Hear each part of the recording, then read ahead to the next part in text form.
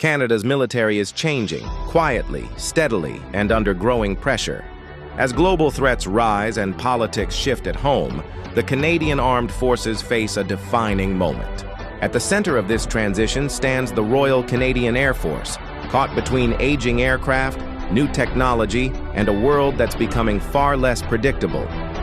This is the story of Canada's defense transition and what it means for the future of the RCAF. For decades, Canada's military identity was shaped by peacekeeping and alliance support. But today, that role is evolving. Russia's renewed aggression, China's expanding reach, and instability in the Arctic have forced Ottawa to rethink how and where Canada projects power. The Canadian Armed Forces are no longer preparing for unlikely conflicts. They're preparing for possible ones. This shift has sparked a broader restructuring across the KF. Resources are being redirected toward rapid deployment, cyber defense, space operations, and Arctic sovereignty. Joint operations between the Army, Navy, and Air Force are becoming the standard, not the exception. But restructuring comes at a cost. Personnel shortages, recruitment challenges, and rising operational demands are stretching the force thin. Modernization isn't just about equipment, it's about people. No branch feels this pressure more than the Royal Canadian Air Force.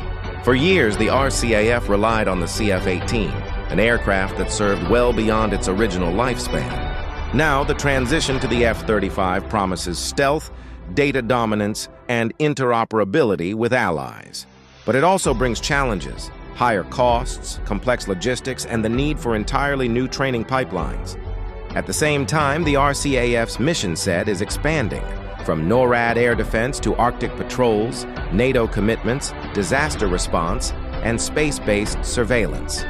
The Air Force isn't just flying more missions, it's flying different ones. Political change adds another layer of uncertainty.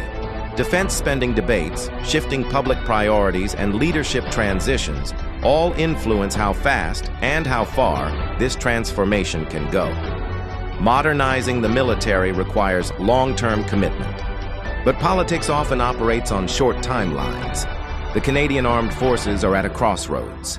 How Canada navigates this transition will define its role on the global stage for decades to come. For the RCAF, the challenge is clear: adapt to a new era, or risk being left behind. The transition is already underway. The question is whether Canada is ready to see it through.